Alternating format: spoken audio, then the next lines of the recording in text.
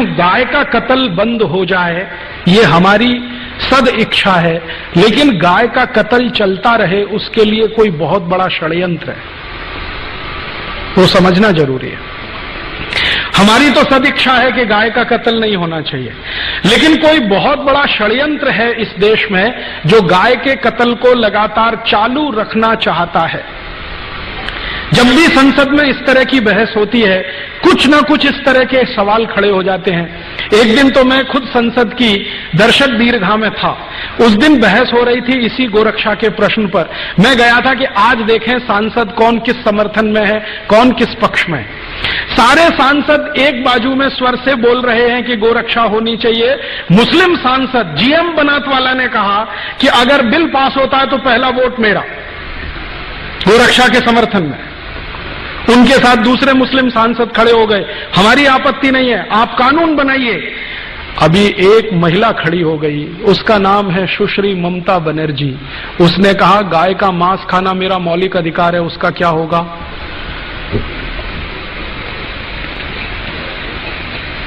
गाय का मांस खाना मेरा मौलिक अधिकार है, उसका क्या होगा? और ममता बनर्जी ने सुप्रीम कोर्ट के एक डिसीजन को कोट करके बोलना शुरू किया कि कोई कसाई गाय का कत्ल करता है, ये उसका मौलिक अधिकार है, उसका क्या होगा? ये सुप्रीम कोर्ट का जजमेंट है। तो मामला कहां बिल्कुल होते होते फिर फिसल गया। इसी तरह से एक बार और हुआ, हमारी संसद में सब तय हो गया कि गोरक्षा का बिल पास ही हो जाना चाहिए, सब हो जाना चाहिए। एक महामहिम भारत देश में राष्ट्रपति पद का चुनाव लड़े हुए एक व्यक्ति जीजी स्वेल खड़े हो गए कि मैं गाय का मांस खाता हूं, मेरा क्या होगा? तो मैंने उनको एक खत लिखा था जिसका जवाब उन्होंने नहीं दिया। मैंने कहा आप गाय का मांस खाते रहिए अपने घर में काट के, ये कत्ल खाने तो बंद होने दीजिए।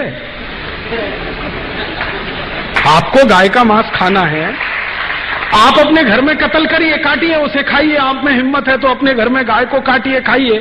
आपकी बीवी बच्चे भी आपको देखें उसको काटते हुए, खाते हुए, पड़ोसी भी देखें आपको काटते हुए, और अगली बार आप राष्ट्रपति पद का चुनाव लड़ें तो सबको पता तो चले कि ऐसा व्यक्ति इस देश में राष्ट्रपति बनना चाहता है। जवाब नहीं दिया उसके बाद, क्योंकि इस तर्क में क्या बुराई है? आपको गाय का मांस खाना है, ठीक है, खाइए ना, घर में काटिए, खाइए। ये कत्ल खाने क्यों चाहिए आपको? ये तो आपके मांस की सप्लाई नहीं करते, ये तो एक्सपोर्ट करते हैं सबका सब। आप खाना है तो घर में काट के खाइए। उसके बाद बंद हो जाती है सारी बहस।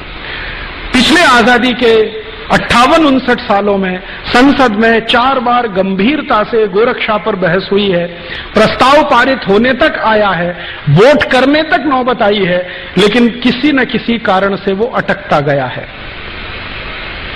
कभी पंडित नेहरू के इस्तीफा देने की धमकी के कारण, कभी हमारे देश में सुश्री ममता बनर्जी जैसे खासदारों के ये कहने के कारण कि मैं गाय का मांस खाती हूं, मेरे मौलिक अधिकार का क्या होगा, कभी जीजी स्वेल के कारण, और कभी सवेरे विधेयक पेश किया और शाम को बहस करेंगे दोबारा, ये श्री अटल बिहारी वाजपेयी के बयान के कारण। हर बार ये हुआ है।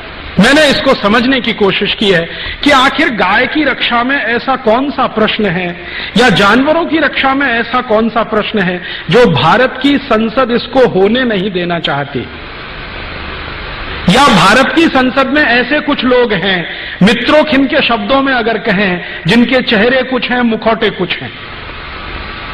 तो हम ढूंढना शुरू करें हमारे नजदीक में ऐसे कितने पॉलिटिशियंस हैं, खासदार हैं, आमदार हैं, जिनके चेहरे कुछ हैं, मुखौटे कुछ हैं।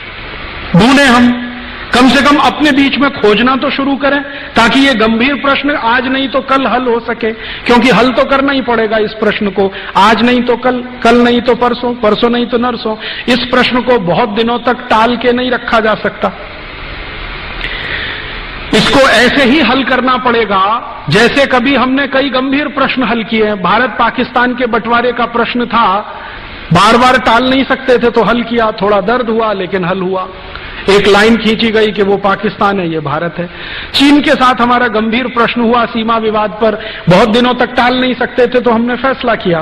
ये भी प्रश्न बहुत गंभीर है क्योंकि भारत के करोड़ों लोगों की मान्यताओं से, आस्थाओं से जुड़ा हुआ है और हमारे संपूर्ण भारत के जीवन से जुड़ा हुआ है। एक बार ऐसा प्रयास शास्त्री जी ने भी किया था, लेकिन वहां भी दुर्भाग्य क्या हुआ कि शास्त्री जी ये प्रयास को शुरू करके ताशकंद गए समझौता करने पाकिस्तान से जनवरी 1966 में, और वहां से जीवित वापस नहीं लौटे। कानून बनाने के लिए जो पूर्ण कोशिश की थी वो वहीं की वहीं रुक गई। उसके बाद इस देश में आखिरी कोई प्रधानमंत्री था जिसने गोरक्षा का कानून बनाने का प्रयास किया, वो थे श्री अटल बिहारी वाजपेयी, जिन्होंने सवेरे सवेरे लोकसभा में एक विधेयक लाया और शाम को उसे वापस ले लिया। क्यों? तो श्री अटल बिहारी वाजपेयी की सरकार को समर्थन देने वाली दो बड़ी राजनीतिक पार्टियां, एक का नाम तेलुगु देशम और दूसरी तृणमूल कांग्रेस, दोनों ने लोकसभा में कहा कि अगर ये विधेयक आएगा और बहस होगी तो हम अभी सरकार से समर्थन वापस लेते हैं और सरकार गिराते हैं। ममता बनर्जी ने जब ये बयान दिया लोकसभा में तो बाहर आते ही उनको पत्रकारों ने पूछा कि आप ऐसा क्यों बोल रही हैं, गाय की हत्या बंद हो जाने दीजिए, बहुत समय से ये चल रहा है मामला। तो ममता बनर्जी ने जोर से कहा कि गाय का मांस खाना मेरा मौलिक अधिकार है, कोई कैसे रोक सकता है। किसी पत्रकार ने याद दिलाया कि आप तो ब्राह्मण हैं, पंडित हैं, बंगाली, और आप ऐसा बोलते हैं। उसने कहा सो व्हाट। और दूसरी तरफ ये जो तृणमूल कांग्रेस जैसी ही एक पार्टी है तेलुगु देशम, उसका जो मुख्य चंद्रबाबू नायडू, उसने हैदराबाद में बयान दिया कि अगर सरकार ने गोहत्या का विधेयक पारित कराया तो कल समर्थन हम वापस लेते। तो श्री अटल बिहारी वाजपेयी अपनी सरकार बचाने के चक्कर में वो बिल जो सवेरे लाया वो शाम को बिना बहस के वापस ले गया।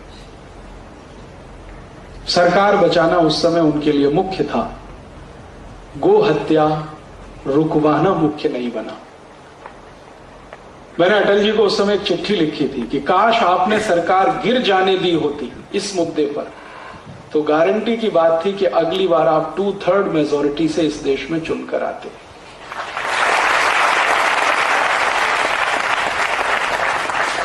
क्योंकि गो हत्या का विषय भारत के 80 करोड़ लोगों का, 85 करोड़ लोगों का हृदय का मामला है, हृदय से जुड़ा हुआ विषय।